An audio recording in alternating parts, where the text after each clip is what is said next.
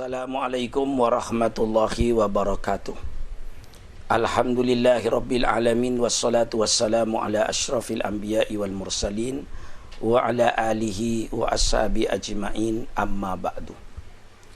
Kaum muslimin yang berbahagia, kami dari Arimatia akan menampilkan beberapa film-film khususnya yang menunjukkan kemajuan dalam dunia Islam, baik di barat maupun di timur. Bahwa kita jangan merasa bahwa Islam ini hanya laku di Indonesia atau di Timur Tengah. Bahkan di negara-negara barat sekarang ini mulai Islam itu semakin berkembang, semakin maju. Hal ini karena didukung dengan kemajuan ilmu pengetahuan dan teknologi ini yang semakin mendidik manusia untuk berpikir secara rasional. Inilah yang menguntungkan kepada agama Islam. Berapa ayat yang mengatakan afala yatafakkarun, apakah mereka tidak berpikir? Afala ta'qilun, apakah mereka tidak memakai akal? Inilah yang membawa kemajuan-kemajuan dunia Islam baik di barat maupun di timur. Ada 3 hal dari akibat daripada kemajuan ilmu teknologi dan ilmu pengetahuan. Pertama, terjadinya pergeseran nilai di kalangan orang-orang awam daripada pemeluk agama mereka, yang terjadilah pergeseran nilai sehingga banyak mereka itu yang sekarang mulai tidak ke gereja tapi mengutamakan tempat-tempat hiburan. Dari kelompok intelektualnya, mereka mulai memeriksa isi kitab-kitab mereka itu masuk di akal apa tidak. Pada saat mereka membaca kitab-kitab atau akidah-akidah yang mereka miliki ternyata bertentangan dengan hati sanubarinya, sehingga mereka pun banyak yang mulai menoleh kepada Islam dan masuk kepada agama Islam. Ini pun terjadi di Eropa, sehingga banyak beberapa gereja-gereja yang dulu dipakai oleh mereka sekarang alhamdulillah mulai menjadi masjid, dijadikan tempat untuk sujud kepada Allah Subhanahu wa ta'ala. Jadi kita umat Islam di Indonesia sangat merasa bangga. Justru yang masuk Islam di kalangan mereka di barat atau di Jepang katakan, itu justru bukan orang-orang yang bodoh. Yang masuk Islam itu justru di kalangan para intelektualnya. Di dalam kita mengajak mereka beriman kepada Allah, Islam tidak hanya mendoktrin supaya percaya kepada Allah, tapi Islam membangun akal manusia supaya berpikir. Misalnya di dalam Al-Quran, afala yanduruna ilal ibili kaifa khuliqat wa ilas sama'i kaifa rufi'at wa ilal jibali kaifa nusibat wa ilal ardi kaifa sutiyat. Setiap ilmu pengetahuan yang dipelajari oleh manusia akan berakhir nanti dengan menemukan Allah. Nah, inilah pemikir-pemikir barat yang sekarang mulai bangkit membaca kitab mereka. Masuk di akal apa tidak? Apa ini cuma cerita-cerita bohong? Apa ini merupakan khayal-khayalan yang tidak masuk akal? Dari pikiran yang menghayal, ngelamun, apakah realistis? Di sini perkembangan Islam semakin maju. Karena memang Islam itu menitik beratkan kepada akal pikiran manusia. Saya berpikir siapa Allah itu yang kita sembah ini. Sehingga kalau tidak masuk di akal tentu mereka akan melepaskan. Di sini kemajuan-kemajuan yang didapat oleh Islam sehingga sekarang alhamdulillah baik di Jepang, di Prancis, di Jerman, di Inggris, di Belanda, di Amerika, alhamdulillah orang-orang mulai berbondong-bondong masuk Islam dan termasuk kaum intelektualnya. Oleh sebab itu Anda nikmati film yang akan kami sajikan secara faktual. Ini secara kenyataan apa yang ada kami sampaikan supaya kita merasa bahwa agama Islam bukan agamanya orang yang bodoh. Bukan agamanya orang-orang pinggiran. Bahwa Islam sekarang dipeluk agama Islam ini justru oleh pemikir-pemikir barat, pemikir-pemikir Jepang yang mereka ahli dalam segala bidang ilmu pengetahuan. Inilah barangkali yang kami sampaikan dalam pembukaan film ini. Persilakan Anda nikmati fakta-fakta ini. Mudah-mudahan akan membawa kepada kejayaan Islam di masa yang akan datang. Wassalamualaikum warahmatullahi wabarakatuh.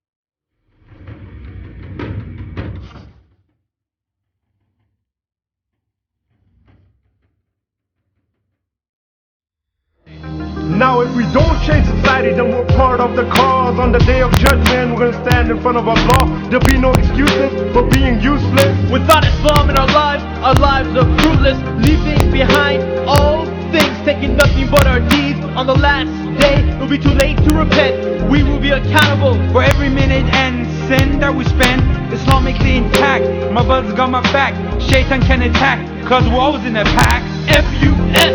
FUSLIM, Muslim for life and we'll never give in. We stand up and speak out against those who oppress. We take Islam and we take no less.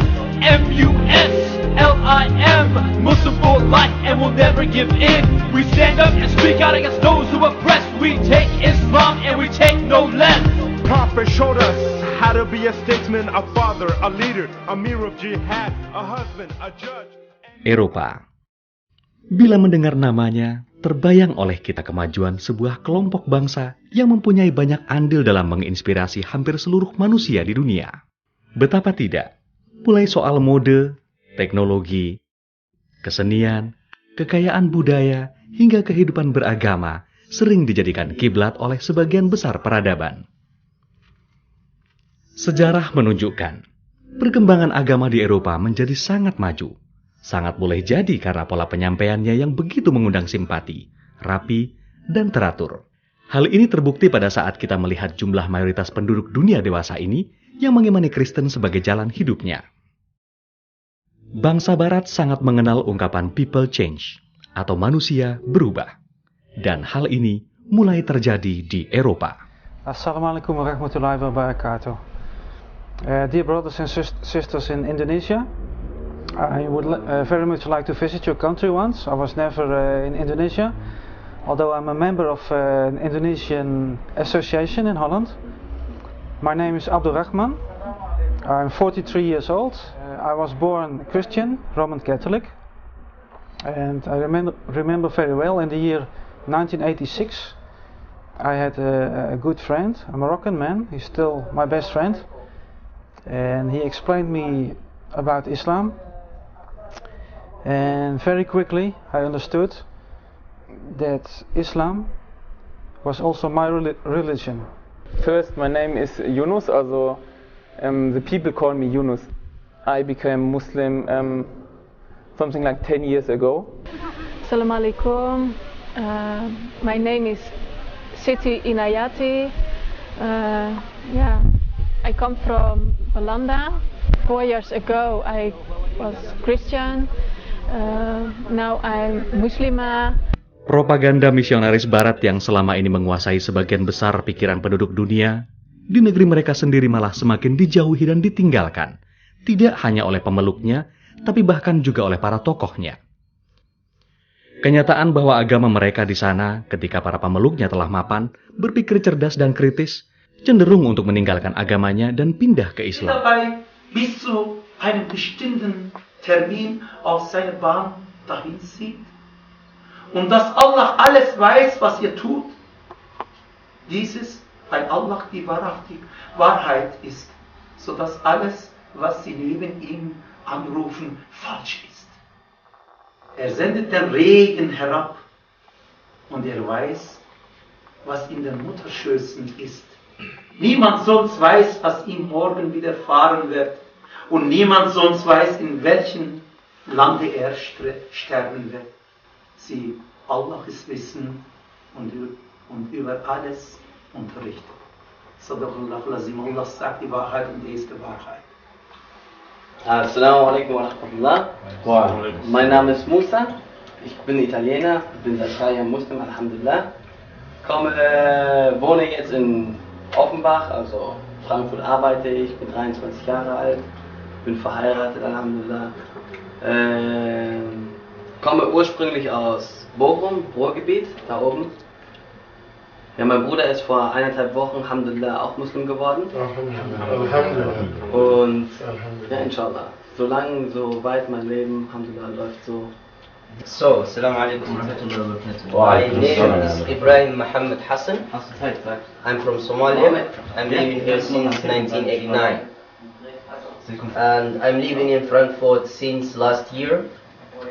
And I know most of the brothers here about years because I was always coming from 1997 until now in Frankfurt. And this brother Musa, I know him about now 3-4 years, Alhamdulillah. And most brothers, they are also in Frankfurt, and we are making also meetings sometimes, at least one time in a week. Assalamu alaikum. My name is Muhammad. I was born here in Frankfurt. My father was born in India, and my mom is American. I am Muslim now for, alhamdulillah, 6 years. And my work is to, I help children to do their homework. I'm a tutor. And I study social education. And inshallah I will be finished with it in 2 years. Catatan sejarah menyatakan bahwa ratusan tahun yang lalu, Islam telah masuk ke Eropa. Seperti di Spanyol misalnya. Ini terbukti banyak tertinggal bangunan-bangunan yang berarsitektur Islam yang tetap menjadi saksi bisu hingga kini. Namun sejarah itu tiba-tiba berangsur hilang di telan masa. Peradaban gemilang kejayaan Islam menjadi korban keserakahan para raja dan kaisar yang gila akan kekuasaan. Islam laksana cahaya putih yang diciptakan Allah Subhanahu wa Ta'ala sebagai penerang di atas bumi. Umat manusia pemuja hawa nafsu yang mempertuhankan akal dan yang tersesat selalu berusaha meniup mati cahaya tersebut. Namun Allah Subhanahu wa Ta'ala tetap selalu melindunginya. Bahkan saat ini sudah semakin terlihat di setiap penjuru dunia cahaya-cahaya Islam. Ketika kita mencoba merenung 50 tahun yang lalu, atau sekitar sebelum tahun 60-an, akan sangat sulit terbayangkan Islam mulai banyak diminati orang-orang Barat. Islam tidak pernah menjadi agama resmi negara Eropa. Bahkan dari hasil wawancara atau penelitian, ketika itu hampir semua warga Eropa tidak mengenal adanya agama atau ajaran yang bernama Al-Islam. Perang Sabil yang lebih dikenal dengan Perang Salib mempengaruhi pemikiran akan semakin sulitnya Islam diperkenalkan. Ditambah lagi begitu banyak buku-buku para orientalis di awal tahun 60-an sangat berani dan menghujat serta menjudutkan Islam karena fanatisme sempit terhadap ketidaktahuannya. Dan ketika itu terjadi, sangat jarang buku yang menandingi untuk meluruskan buku-buku orientalis yang sampai dan dibaca oleh masyarakat Barat. Hanyalah Allah yang Maha Segala.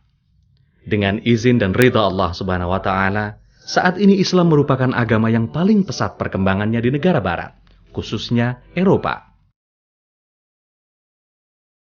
Hal ini diakui oleh para tokoh orientalis Kristiani. Salah satunya adalah Robert Murray dalam bukunya Islamic Invasion, yang mengakui Islam adalah agama yang tercepat pertumbuhannya. Perkembangan Islam ini justru menjadi keadaan yang sebaliknya dengan agama besar lainnya, semisal Kristen, baik Katolik maupun Protestan, yang justru banyak ditinggalkan oleh para tokoh maupun umatnya sendiri. Keadaan ini dibuktikan dengan fakta yang ada. Misalnya banyak gereja yang sudah tidak berfungsi lagi, diakibatkan sudah sangat jarang jemaat yang datang ke gereja. Banyaknya gereja yang sudah beralih fungsi, misalnya menjadi tempat pameran, bahkan banyak gereja sudah menjadi masjid. Subhanallah, walhamdulillah, wala haula wala quwata illa billah. Bahkan hingga liputan ini dibuat, masih ada iklan bangunan gereja yang dijual melalui media massa. Sudah banyak warga Barat bahkan tokoh-tokoh Kristiani yang melirik Islam dan bahkan menukar keyakinannya menjadi Muslim.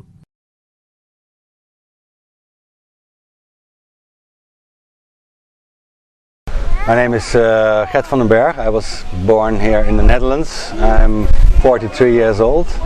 I became a Muslim in 1997. So already for 7 years now. Before I became a Muslim, I was Protestant.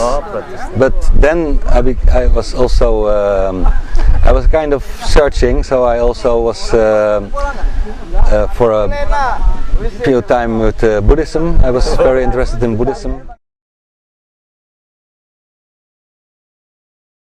Well, I think that is not only in Holland but in all the Western world. I think the young people, they have grown up in a kind of materialistic society, and they think they can live without religion, so they don't want to go to the church anymore. Most people, they believe something, but they don't know exactly what, so they are inclined not to believe anymore what the preachers are saying. And that is also because in the past there has been so much dogmatism in the churches. That's also, and the young children at school, they think they learn to think for themselves, so they don't accept directly if somebody says the world is like this and this, and they have from other people, they got other information, they don't want to directly believe what the pastor says, or and for myself that's more or less the same, because I always sometimes have problems with for example, Imam, who is he knows everything about the Quran, but he knows nothing about biology or physics, and I think in a modern world we have to combine all kind of knowledge, and also knowledge that we can observe in nature, and that's, I think it's sometimes a problem, because the young generation, they like to know more about why things are happening besides the religious aspects. So for example, I give you an example. I'm a geologist, and in our science we have a lot of information that there has been actually a gradual change of life on this planet, which took for millions of years to change.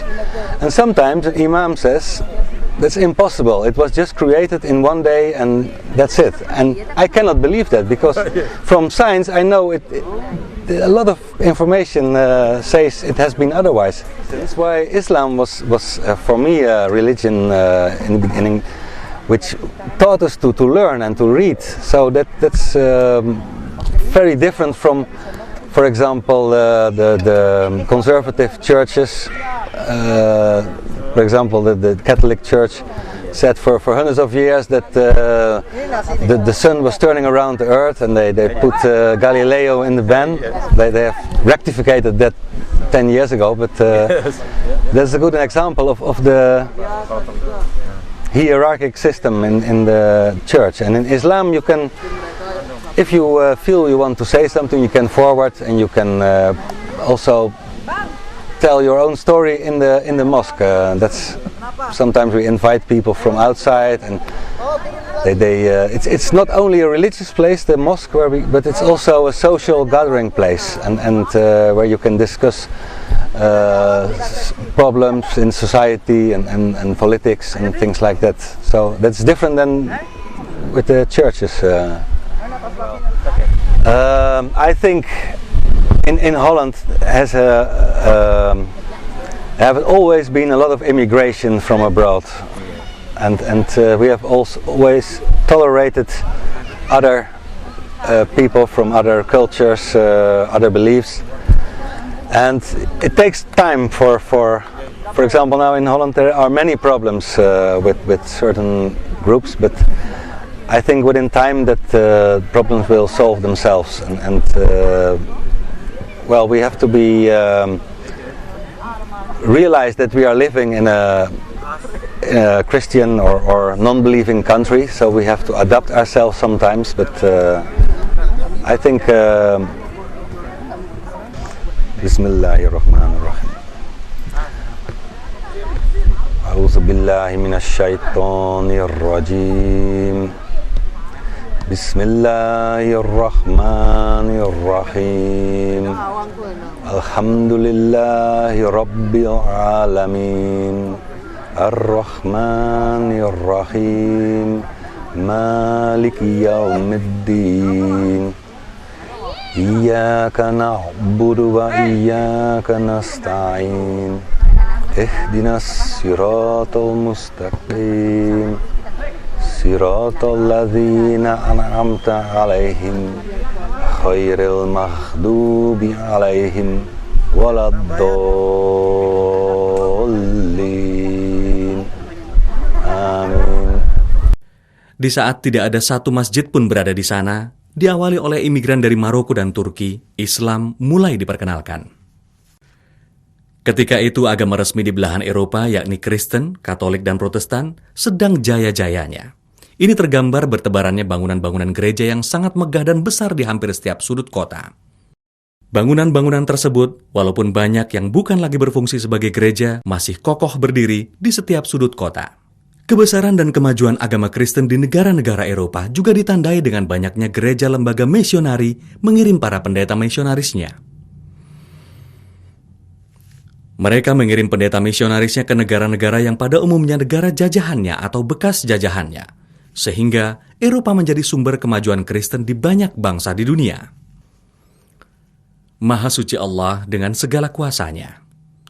Saat ini banyak peristiwa yang mengejutkan yang sebelumnya hampir mustahil terjadi. Ratusan masjid telah berdiri di beberapa negara Eropa.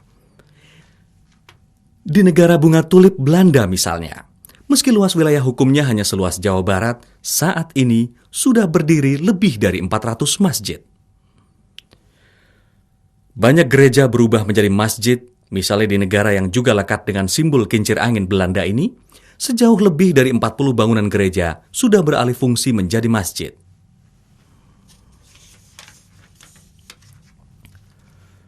Sudah semakin banyak warga Eropa yang memeluk agama Islam.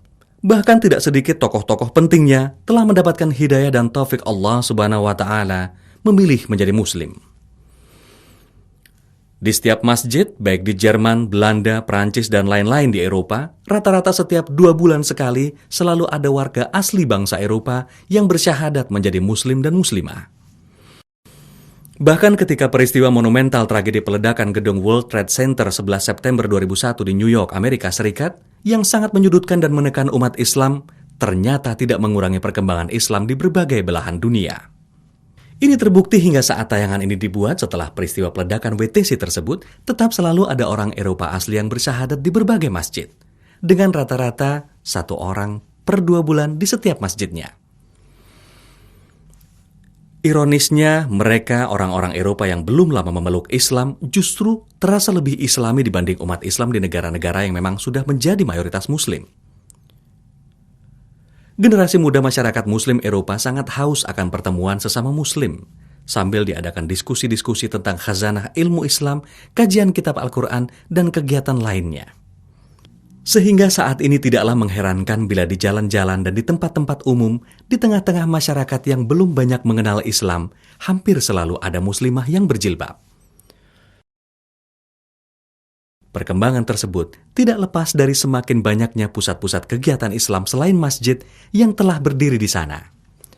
Dan semakin banyaknya imigran dari berbagai negara lain yang secara langsung maupun tidak langsung memperkenalkan Islam kepada lingkungan penduduk asli Eropa. Di abad ini, di mana keberadaan umat Islam sedang diterpa berbagai banyak hal, mulai kemiskinan, tuduhan terorisme, kehilangan harga diri, terbelakang, dan lain-lain.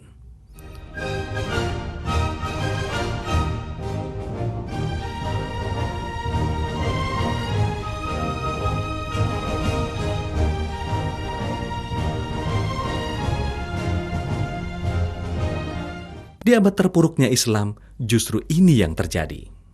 Kita lihat salah satu contoh sebuah sinagog, yaitu rumah ibadah kaum Yahudi yang sudah menjadi masjid. Masjid ini terletak di Den Haag, Belanda. Rumah ibadah kaum Yahudi ini dibangun tahun 1842. Kemudian siapa yang menduga pada tahun 1978, sesuai perkembangan Islam dan kemunduran agama Yahudi di sana, dengan tanpa ada paksaan, sinagog ini akhirnya beralih fungsi menjadi masjid. Untuk mengenang sejarah luar biasa ini, maka prasasti sinagog itu tetap dipertahankan dalam bentuk tulisan yang menempel di dinding. Bangunan ini 80% dipertahankan bentuknya, seperti masih menjadi sinagog. Saat ini, masjid tersebut dinamakan Masjid Aqsa. Kita saksikan bagaimana sebuah gereja yang anggun dan kokoh akhirnya menjadi masjid. Ini terletak di kota Rotterdam, Belanda, tepatnya di Doestraat 26. Berdiri masjid yang semula adalah gereja, dinamakan Merkez Moski. Menurut informasi dari beberapa jamaah di sana yang tidak mau ditampakkan dalam gambar, gereja ini awalnya penuh dengan jemaat yang beribadah. Namun, lambat laun semakin sepi dan akhirnya tidak ada sama sekali yang datang untuk beribadah. Ini karena jemaatnya ada yang sudah tidak percaya lagi kepada Alkitab, namun masih percaya adanya Tuhan. Pada saat di mana di daerah tersebut penduduknya semakin banyak kaum muslimnya, maka dengan swadaya umat muslim, gereja tersebut akhirnya dibeli. Subhanallah, walhamdulillah, wa la ilaha illallah, wallahu akbar. Ada juga gereja yang sudah beralih fungsi menjadi pusat kegiatan pameran produk-produk komersial dan seni atau galeri. Misalnya, Gereja Grote Kerk di Den Haag. Gereja ini, di samping bagian gedungnya, juga telah berubah menjadi kafe. Kisah lebih dari 40 gereja dan sinagog yang berubah fungsi menjadi masjid hampir memiliki kejadian dan proses yang sama, yaitu banyak jemaatnya menjadi seorang muslim dan tidak percaya lagi pada Alkitab.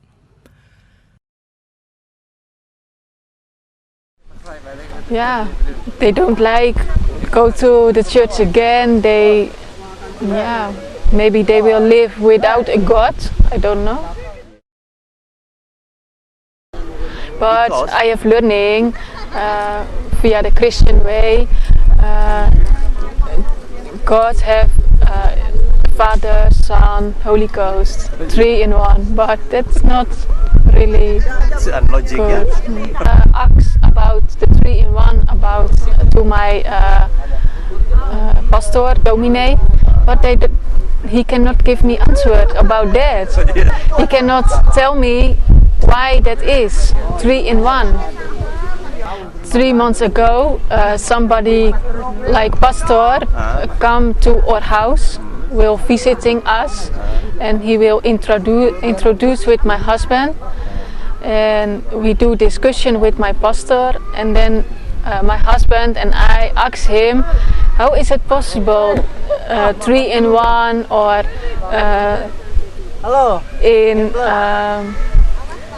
in the Bible is standing something like about David, and then in another chapter it's the same story but it's different. Kita simak pengakuan warga Eropa, penganut Kristiani yang taat namun meninggalkan gereja dan akhirnya menjadi seorang muslim. Mereka juga turut menyumbang untuk membeli gereja tersebut untuk dijadikan masjid. Saudara muslim kita yang diminta untuk menyampaikan pengakuannya antara lain bernama Matthias Oyedamaker, yang kini bernama hijrah Yunus. Ia tinggal di sebuah kota di Jerman yang terkenal dengan sosisnya, Frankfurt. Inilah berbagai alasan yang juga sesungguhnya mewakili penduduk Eropa lainnya yang sudah kembali ke jalan fitrah.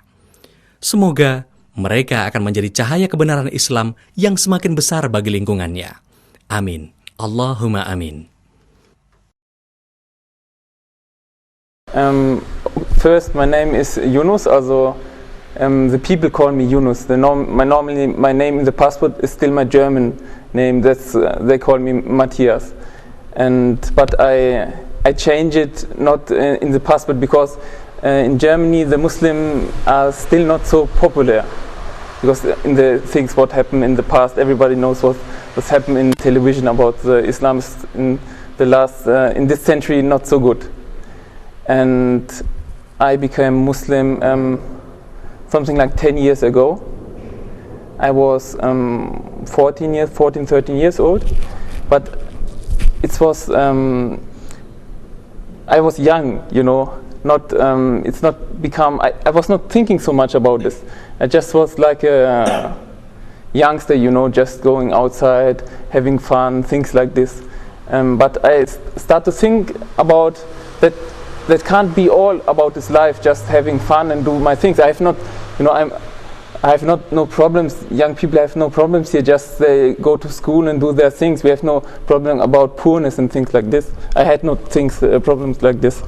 And I had a friend. He was from Afghanistan, and he speaks sometimes. We was good friends. We do everything together. And he was Muslim, and he start from himself to think more about Islam and about his religion.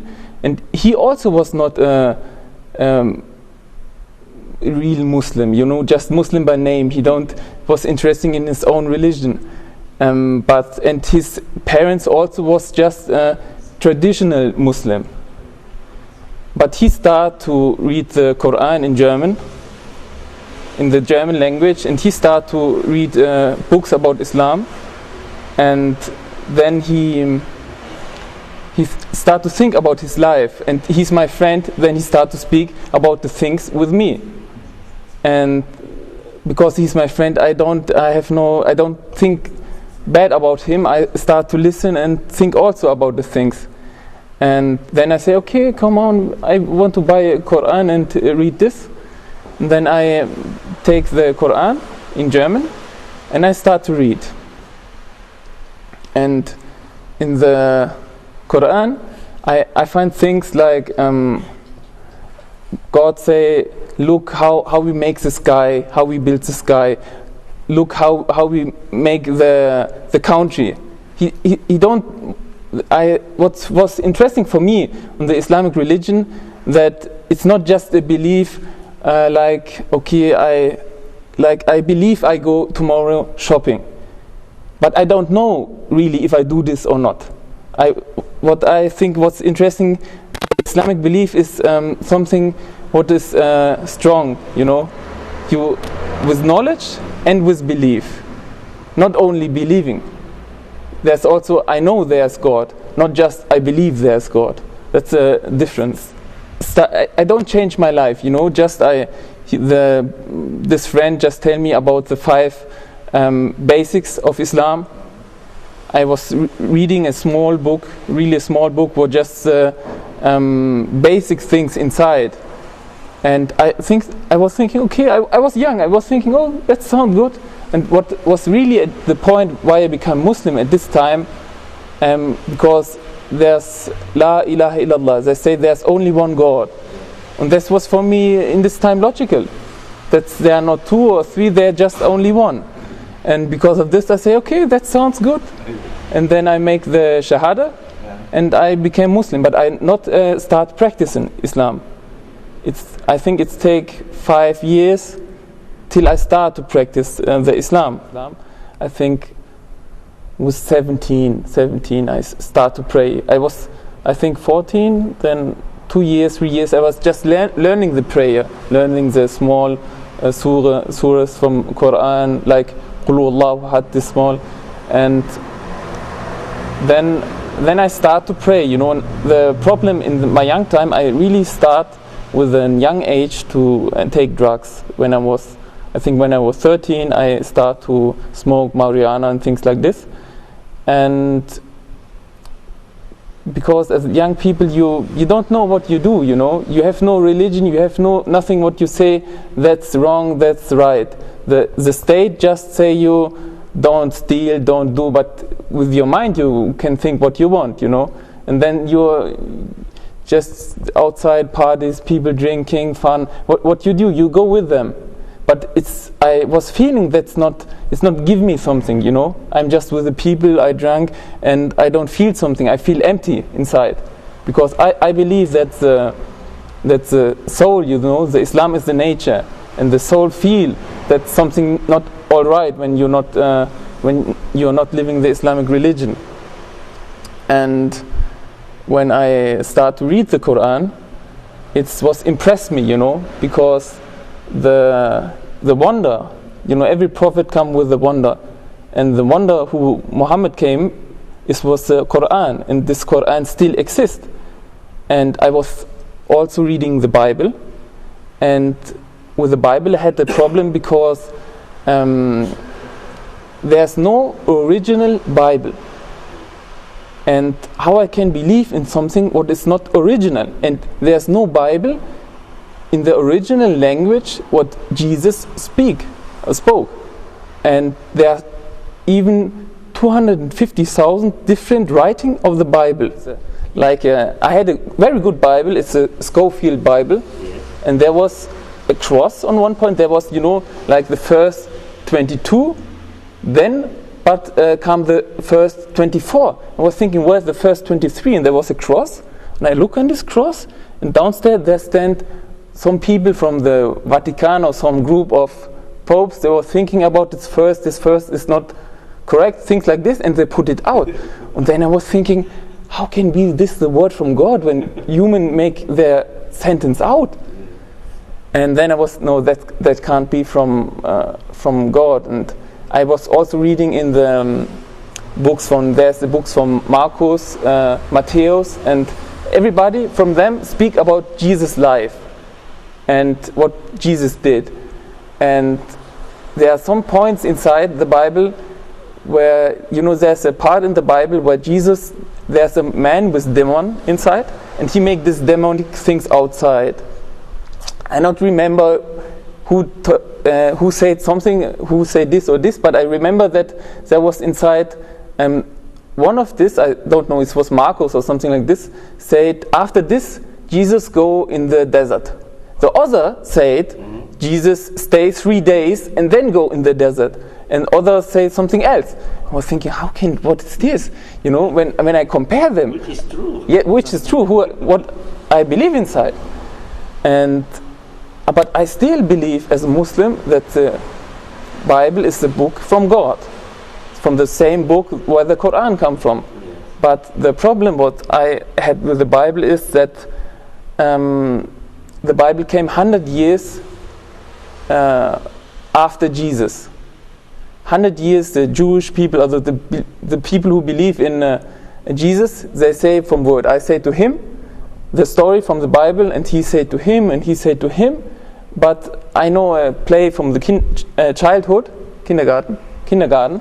We make this, I say to him toilet in his ear, then he said some other words, he said to him something, and after, on the end of the line, some other, like star, come. And that was thinking is the same with the Bible. Yes. But I still believe the beginning was from God, but they change it. And now you don't know which sentence there inside is from God and which sentence is just the understanding from a human who write this book. And then I say, okay, I have to look the Quran. Then I was looking at the Quran and was thinking, okay, when is the book from God? Then it have to be original. And then I found out that when Muhammad ﷺ was alive, he teach the people the Quran. And when he died, a lot of people had the Quran complete in his head, Hafiz Quran. And also there was some people who write the Quran down on bones, on stone, and one of the Khalifa from Islam, he called all these people together, and they make the Quran, and then they write them down. That means the Quran is not lost. We have still the original. We are I find out we are the only religion, the Muslim people, who have really the original book. Who no one can say this wrong or this right. We have the original, and that I was thinking, wow, that's fantastic. And then I was thinking more about my life, but I was still taking drugs, and it was starting also other drugs like ecstasy and cocaine and things like this. But I was thinking to start to pray. Was 16, 17 years old. I think, why you don't pray to God to your problems? Maybe He can help you. And then I was starting to pray. But the problem is when you take drugs, you can't pray because you don't have the mind to do this. You really not think about it. You think something else then. But then I start to pray when I don't take drugs. And the prayer was making me feel good. I feel complete. I feel myself good. And when it's give me also was heißt Stabilität? Stability, because I pray in the morning, in the noon, then in the afternoon, and in the evening, in the night.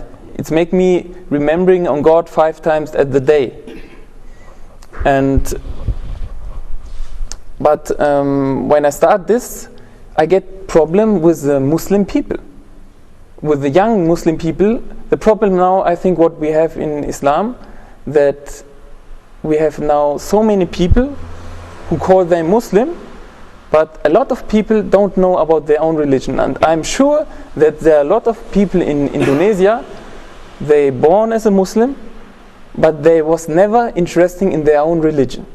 They just go on Friday in the mosque, listen what the imam say, and they know how to pray, but they not really was interesting to read more books, to go there and to find out if it's really true or not. Because of that, I normally think the people who now, like you or some other brothers also here, they are from Morocco or something like this, they choose to be Muslim and they pray.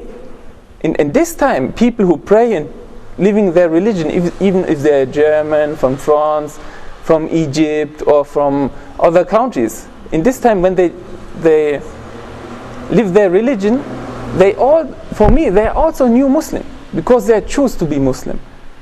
And the other people who are just because of tradition, I don't want to say they are not Muslim, but I'm not sure what they are really. I think it's also for the Muslim people important when they really live the Islam like Muhammad sallallahu alaihi wasallam, then the people will believe in them. But when we start to make the things half and change the things like Muhammad sallallahu alaihi wasallam and his Sahabas live, then we get problems. And now because of that we are in problems. Saat ini masih berlangsung satu persatu rumah-rumah ibadah agama lain semakin ditinggalkan para jemaahnya. Misalnya beberapa rumah ibadah berikut. Situasi ini berlangsung dan direkam saat hari-hari ibadah mereka. Terlihat hampir tidak ada aktivitas. Kalaupun ada yang datang, hanya 1-2. Itu pun yang sudah lanjut usianya. Di antara mereka yang masih mengaku seorang Kristiani, bahkan tidak merasa perlu datang ke gereja dan mengakui kemunduran-kemunduran kepercayaan mereka kepada iman yang sebelumnya mereka yakini. Many years ago, I was also a young man. Whole families go any week to the church. Yes. Now people older, yes, and the young people were older, see no more go to the church. In Europe, we know the whole day for pray. We don't like that. When I alone, sometimes alone, yeah. I can pray for myself. I sit so, yes, and I can pray. I can sing that. I will not pray together with other men. Oh no, I have need to the church. I know. Pray you are when I am, yes, I do that. I do that. When I'm walking outside and I sit alone, sometimes I pray for myself. I pray, yes. I close my eyes and I pray what I like to pray. Sesungguhnya pengakuan tersebut cerminan pada umumnya masyarakat Eropa, yang tentu mengakibatkan keringnya berbagai ikatan dan pendalaman tentang keimanan yang seharusnya terus mereka pupuk dan diamalkan dengan baik. Sikap tersebut secara langsung berakibat kepada tempat ibadah yang tidak ada lagi pengunjungnya. Ditambah, sudah sangat banyak yang benar-benar tidak percaya lagi dan tentu juga karena sudah menjadi Muslim. Auzubillahiminasyaitonirrajim. Bismillahirrahmanirrahim. Qul huwallahu ahad. Allahus samad. Lam yalid wa lam yulad wa lam yakul lahu kufuwan ahad. Sebuah gereja besar di daerah Breda, Belanda, yang saat ini sedang dalam proses pendekatan dan tahapan untuk dijadikan masjid, di mana dalam proses awal saat ini mulai digunakan untuk kegiatan sholat Jumat dan kegiatan besar lainnya bagi umat Muslim di sana. Semoga Allah Subhanahu wa Ta'ala memberikan kekuatan kepada saudara-saudara kita di sana, sebab proses sebuah rumah ibadah lain untuk dijadikan masjid tidaklah mudah. Penuh tantangan, hambatan, dan rintangan yang tidak kecil. Namun dari pengalaman lebih 40 rumah ibadah agama lain menjadi masjid, maka insya Allah tidak ada yang mustahil di mata Allah. Berbagai kejadian tadi tentu tidaklah terjadi secara tiba-tiba. Syiar Islam yang semarak di benua Eropa tidak lepas dari berbagai fakta. Pertama, perjuangan saudara-saudara kita dari belahan dunia lain, misalnya saudara kita dari Afrika. Mereka sering terlihat memberikan bimbingan kepada mereka yang datang ke pusat-pusat kegiatan Islam untuk mengetahui tentang Islam. Bahkan tidak sedikit yang memberikan tausiah kepada saudara-saudaranya dari berbagai bangsa Muslim lainnya, termasuk bangsa Eropa. Kedua, telah diterjemahkannya kitab suci Al-Quran ke berbagai bahasa Eropa, juga buku-buku Islam dan literatur-literatur Islam lainnya. Walaupun belum selengkap buku-buku yang beredar di negara-negara mayoritas Muslim, namun cukup untuk menjadi media informasi tentang Islam yang dapat dibaca oleh orang-orang Eropa. Fakta yang ketiga, semakin banyak berdirinya pusat-pusat kegiatan dan informasi Islam. Pusat kegiatan dan informasi Islam ini memegang peran sangat penting bagi penyebaran syiar Islam ke berbagai pelosok Eropa. Keempat, semakin banyak tempat atau toko yang memasarkan produk-produk halal. Hal ini tentu mempermudah saudara-saudara Muslim kita di sana dalam menjalankan syariat Islam. Fakta yang kelima, dampak yang sangat baik dan luas bagi lingkungannya dari penduduk bangsa Barat yang sudah menjadi Muslim. Mereka pada umumnya lebih mudah berkomunikasi dengan lingkungan penduduk Barat lainnya yang belum Islam. Ini tentu sangat menguntungkan syiar Islam di Barat. Assalamualaikum to all of my sisters and brothers and sisters in Indonesia. I welcome every Muslim on this world. Before I was Christian, and I understood myself as if I had faced the history. Jewish people and Christian people, and I was Christian, and then next step Islam. So I took the next step. Sometimes difficult because there are so many bad opinions about Islam, also here in Europe. But I know we have to explain to all people what is the real Islam. Moderate, not at all terroristic in any way. Fakta yang keenam, Islam washing atau kegiatan umat Muslim ketika berdakwah di masyarakat Eropa pun sudah sering berlangsung dalam berbagai bentuk pertemuan kelompok kecil umat Muslim. Bahkan di dunia maya telah banyak muncul jaringan situs atau website yang menginformasikan tentang Islam di belahan dunia bagian barat. Bahkan jumlah alamat situs Islam yang menggunakan berbagai bahasa Eropa mencapai ratusan.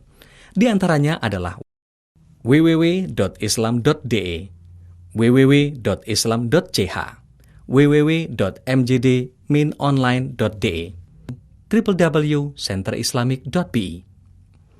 Fakta yang kedelapan, pertumbuhan bangunan masjid yang semakin banyak memudahkan umat Muslim untuk melaksanakan kewajiban ibadah, baik ritual maupun sosial. Pertumbuhan dan kemajuan Islam ini tidak hanya tercermin dari masjid-masjid yang sebelumnya adalah gereja. Masjid-masjid yang dibangun sendiri oleh umat Islam di Eropa sudah menjulang secara megah di berbagai belahan benua Eropa. Hal ini tentu menjadi cerminan kebutuhan Islam yang sebanding dengan jumlah Muslim yang semakin cepat pertumbuhannya. Data terakhir yang kami himpun dari berbagai sumber pada tahun 2002, jumlah penduduk beragama Islam di beberapa negara Eropa menunjukkan angka pertumbuhan rata-rata yang signifikan.